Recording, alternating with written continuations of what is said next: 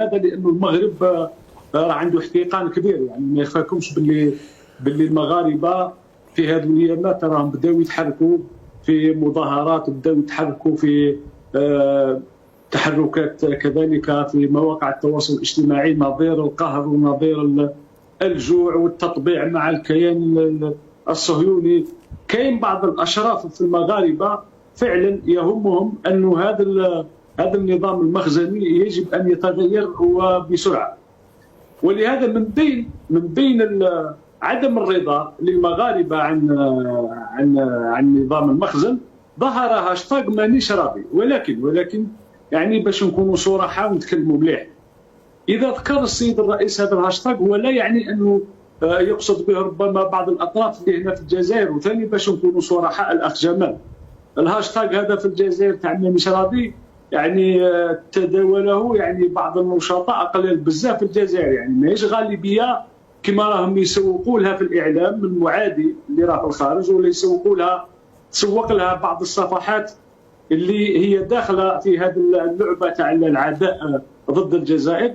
احنا نعرفوهم هذا الناشطين، انا واحد شخصيا نعرفهم بالواحد، يعني ممكن 20 او 30 ناشط، فيهم بعض المحامين الاساتذه، فيهم بعض المثقفين، بعض الشباب. ولهذا رده الفعل هي اللي كانت قويه.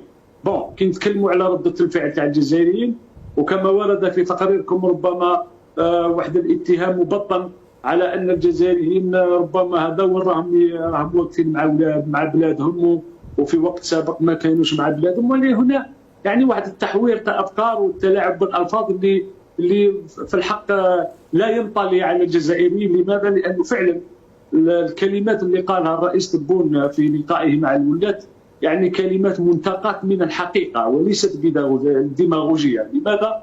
لأن الرئيس تبون كيقول للجزائريين دم الشهداء يسري في عروقهم، هذه ماهيش ديماغوجيه، هذه حقيقه قالها الرئيس.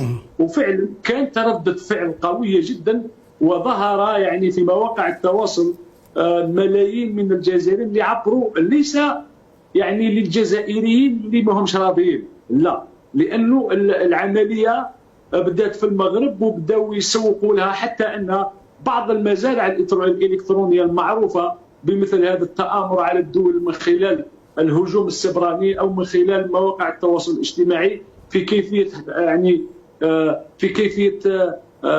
يعني قلب الحقائق وتأجيج الوضع بحسابات وهميه ومعروفه على كل حال. ولهذا في راينا نحن في حزب الكرامه ان تصريح الرئيس تبون عندما قال انه بهاشتاغ هو لا يعني الشباب تاع الجزائر، ولا لا يعني بعض يعني المثقفين اللي راهم يبدوا في الراي تاعهم، ولكن الفكره من الاساس ومنين جات من الجاره المخزن. ونعرفوا احنا المخزن وعلاقاته الصهيونيه الفرنسيه ومحاوله استثمار ما حدث في سوريا. وهنا بين قوسين يعني هذا التوظيف او هذا التشبيه يعني والمقارنه ليست في محلها. لماذا؟ لأن سوريا الكل يعلم أنها منذ حوالي 2012 وهي في حروب أهلية. سوريا تمزقت كلية عكس الجزائر. الحمد لله الجزائر هي تعيش يعني ديمقراطية وتعيش مؤسسات منتخبة، والحمد لله جيشها قوي، اقتصادها تعافى، التطور يعني الحضاري والتطور العلمي والتطور السياسي يعني نشهده يوم بعد يوم عن طريق الممارسه وعن طريق